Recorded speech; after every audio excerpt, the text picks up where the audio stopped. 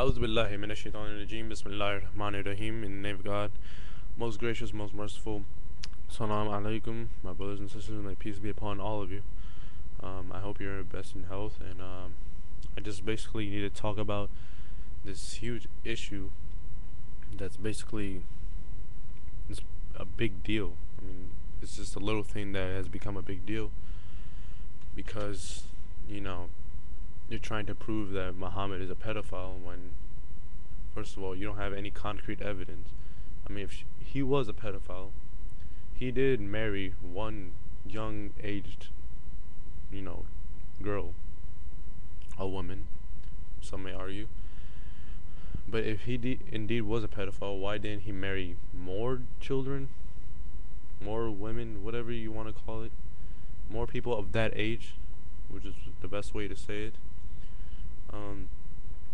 The bottom line is that you did not exist at that time of, when they were married. You did not know how Aisha looked like. You did not know if she matured early. No, you don't have any evidence that she did not reach puberty. While there is no hadith that says that she reached puberty, or that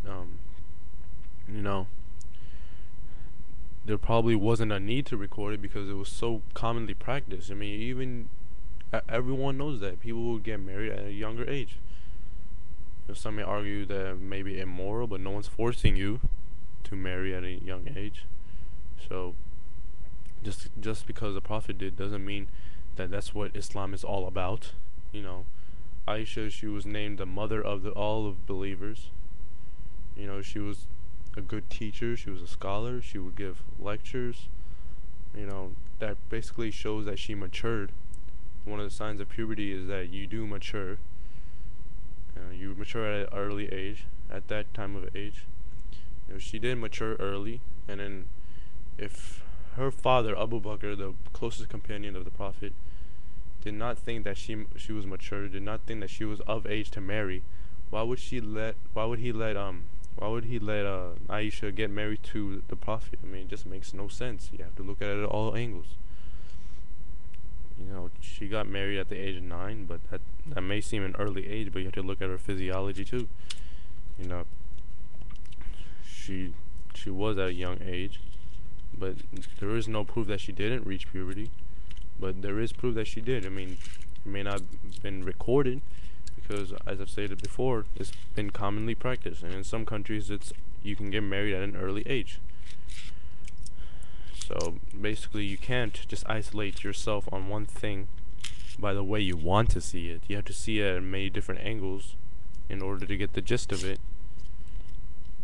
And when most of those angles support the idea of her getting married, I mean, no one's forcing any Muslim to get married at a younger age. You have to have consent. There's a hadith that says that what's the consent of her marriage, and it says for her to keep silent. First of all, she has the power to say no. In Islam, we do not believe in forced marriages. If she keeps silent, she has the power to say no. And especially Aisha, if she was a child, she doesn't really. If you're a child, you don't control what you say. I mean, you may be shy in front of adults, but if you're getting married, that's a huge thing. You don't just keep silent. I mean, if she thought that she shouldn't get married, she would have said something. But she was excited about it, actually. She was very enthusiastic about it. And so was everyone else. I mean, if everyone else thought it was immoral, why were they excited about it? Why didn't they record that it was very immoral? So you can't just isolate yourself on one point of view just because you're trying to prove a religion wrong, when first of all you're not doing your job correctly because it's not working. You haven't convinced anyone that Islam is the wrong religion.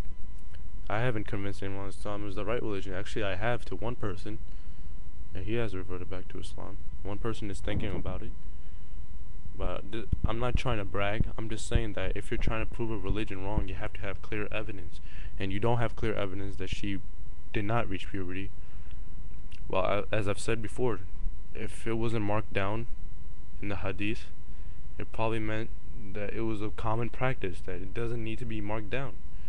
Like Muhammad wore a shirt, that's a common practice. I mean, it's common practice to get married at a young age.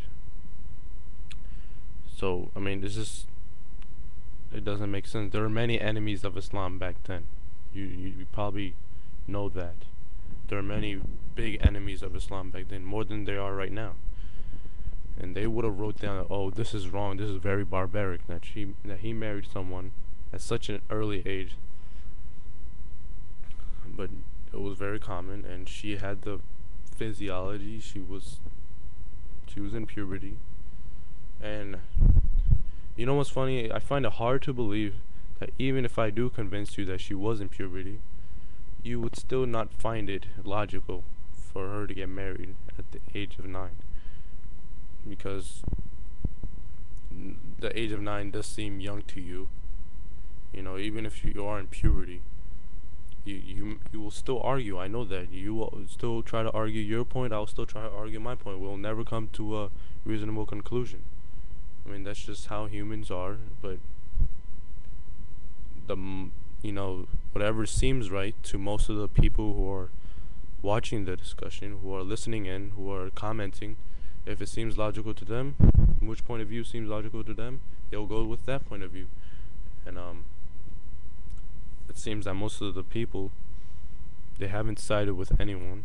But what I'm trying to say is that you will still not find it logical, and there's no point in me trying to argue, because if you're such a big enemy of Islam, you'll try. That's the nature of human beings. They always try to win the argument. So, I mean, this video does seem sort of pointless, but it is an informational video to other people. So basically my points were that she did reach puberty. Even if she didn't, which she did, there wasn't any proof that she didn't. If you're trying to prove that she didn't, I mean, have some proof that she didn't. She was 9 years old. Okay, that's not proof. People reach puberty at an early age, and it says you can go to the website on nih.gov, even on MSN. I've researched both, and it says that people in hotter climates reach puberty earlier than people in colder climates. And Aisha, she lived in one of the hottest places in the world. So, you still won't be convinced. It's not my job to convince you. It's my job to give you the information, and you can take it or leave it, but you just can't isolate yourself on one point of view just because you're against it. I'm not a Christian. I don't think Christianity is right, but I'm open-minded. I don't attack it. I'm not stuck on one point of view. You may not be Christian, you may be an atheist, but it just seems logical that you have to be open-minded about things.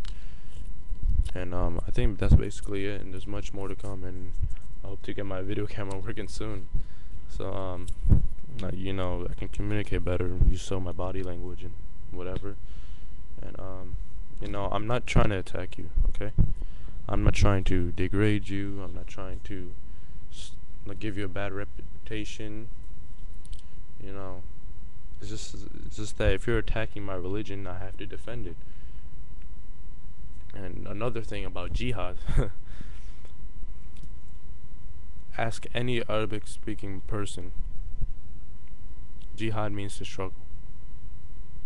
I mean, you just can't argue that jihad means to fight a holy war. I mean, you can't just say, oh, it means holy war. You have to ask an Arabic speaking person. And I have many Arabic speaking persons. They all say that jihad means holy war. And many scholars say jihad means, excuse me, they said that jihad means to struggle. And jihad does mean to struggle. And the Quranic verses you mentioned, it meant struggle in the way of God. That means jihad fi sabilillah.